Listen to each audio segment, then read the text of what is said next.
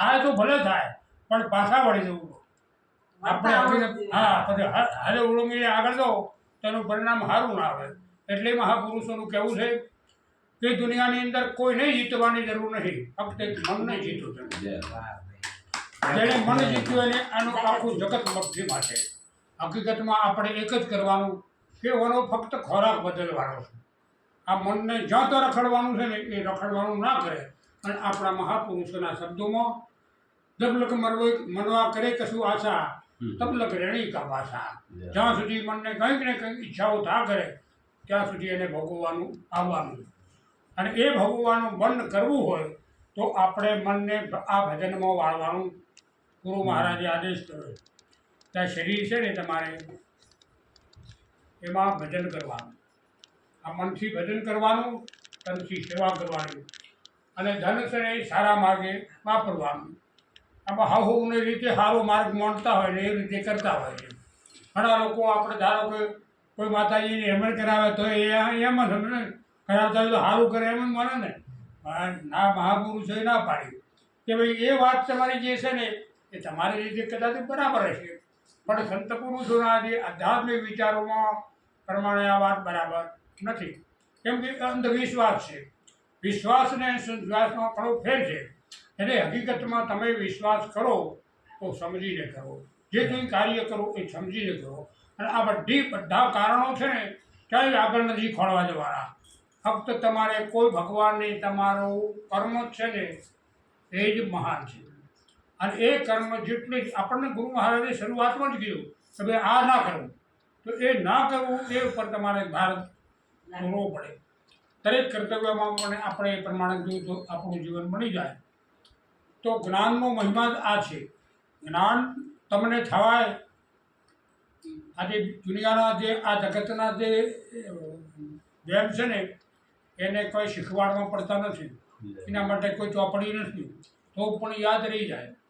આજે એક સાચી વાત છે ને એને વારંવાર શીખવાડવી પડતી હોય તો પણ તમને યાદ ના રહે એવું આપણું આ જ્ઞાન છે. અને વારંવાર એકની એક વાત છે, આ દુનિયામાં તારા સિવાય કોઈ સાચું નથી અને તું જ સત્ય સનાતન છે. આવું આપણને જ્યારે કહે અને એવું આપણને પોતાને નક્કી ન થાય ત્યાં સુધી એ વાત અધૂરી છે.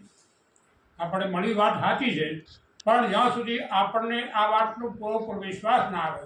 આપણને સંત પુરુષો દુનિયા કોઈ પણ પ્રતીક ઉપર વિશ્વાસ કરવાનો નથી કીધું. તમને તમારા ઉપર વિશ્વાસ થયો.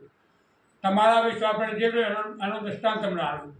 ચાલો પાર્વતી બેન છે, બજારમાંથી કોઈ સારી હાડી ખરીદી લાવે, એ પોતાના મત પ્રમાણે ખરીદી લાવે, પોતાને ગમતી હોય પડી લાવે, પણ ઘેર લાવીને આ બે ત્રણ બહેનોનો બતાવે એમનું સર્ટિફિકેટ બીજા હારે તારે. અને એ જો એમ કહે કે આ બરાબર તમને નહીં લાગે, તરત પાટીઓ ફરી સવારમાં પાછી.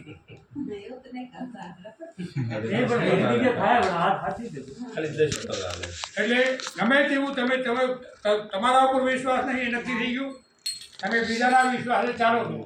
અને હકીકતમાં આજના જગતના બધા જીવો એ બીજાના વિશ્વાસ ઉપર ચાલે છે અને બીજાની આંખે ભાળે છે, બીજાના કોને હોંભળે છે. આપણને સદગુરુ મળ્યા પછી છે ને ગુરુના કોને હોંભળવાનું, આ ધોંભળાના કોને નહીં, ગુરુની આંખથી જોવાનું. આપણને જે મોઢું મળ્યું છે ને ગુરુમુખ મળ્યું છે અને ગુરુના મુખના વચન પ્રમાણે આપણે ચાલવાનું છે. અને એ પ્રમાણે ચાલો જો તમને કોઈ પણ પ્રકારની અડચણ આવે તો કહેવાનું. દુઃખ છે ને આ શરીર છે ને એ દુઃખનું કારણ છે. આ દુઃખનું કારણ છે ને શરીર જ છે. હવે શરીરને જો કદી તમારે વ્યવસ્થિત રાખવું જ હોય તો શરીરના નિયમ પ્રમાણે હેડવું પડે. હું કે તમારે આપણે ભૂલ થાય, કોઈ પણ વસ્તુના ભૂલ થાય એને ભોગવવાનું આવે. અને આ શરીરમાં પણ આપણી ભૂલો ઘણી બધી થતી હોય અને એ આપણે ભોગવવાનું આવે ને તો પણ એના ઉપર કરીએ અમુક થાય એવું કે વારે વારે જ મન થાય છે, ઘણી ક્ષમતા થાય. કેમ કે પાંડવોને કૌરવોની વચ્ચે ઘણા પ્રસંગો એમના જીવન દરમિયાન આવ્યા, પણ એમણે આવું વિચાર્યું સારું કેમ આમ થયું, કેમ આમ થાય છે એવો વિચાર કરી એમને ના આવે. કેમ એમણે ભાઈ આ તો છે આપણા કર્મનો દોષ, ગમે તો ચોક ને ચોક. અને આપણી વાળી ગઈ તમારી ગમે ભૂલ થાય તો એને પાછા વળીને વિચાર કરવાનો કે આમાં કોઈની ભૂલ નથી, કોઈને હવે વગર નહીં કરવાની.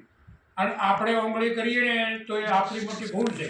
કેમ? એનું કારણ કે આપણને જ્ઞાન એવું મળ્યું છે કે બધામાં તમે જ છો. જો આવું તમને બધામાં તમે છો એવું નક્કી થયું હોય તો કોની ખોળ કાઢો. આ ભારતીબેન તમારા હોય હતા 100%. તમે તમારા માનતા હો પછી તમે ખોળ કાઢવાનો આવો જ છો. તમે છો એ હું છું, હું છું એ તમે છો. પછી ખોળ કાઢવાનો તો સવાલ જ છે. આ આપણી આંગળી છે ને એ આપણી છે એવું જો સમજાય, આ હાથ આપણો છે ને એવું સમજાય, આખું જગત આપણું છે એવું સમજાય, તો એવું સમજમાં આવે તો કોઈને ઊંચા રહેતું થાય નહીં. આપણને સમાન વસ્તુ સમજાય છે કે મેરુથી માંડીને એક કીડી ક્વિન્ટર સુધી એ બધા સરખા છે એવું આપણને સમજાયું. તો સરખા છે ને એવું તમારા આ વાતમાં સમજી ગયા. પણ આ સમજમાં આવવું જ વગે હે તો કે તમે અમારા કરતા આમ છો ને તમે અમારા કરતા આમ છો ને તમને કઈ ખબર ના પડે. આ બધું બોલવાનું જયારે આવે આ સમજણમાં ના આવે તાણે હે એટલે કીધું કે સમજ મેં સમાન है, अखंड सु ध्यान है, गुरु पारखी का विश्राम मिला, ત્યાં ખુદ કા નામ નિર્માણ है.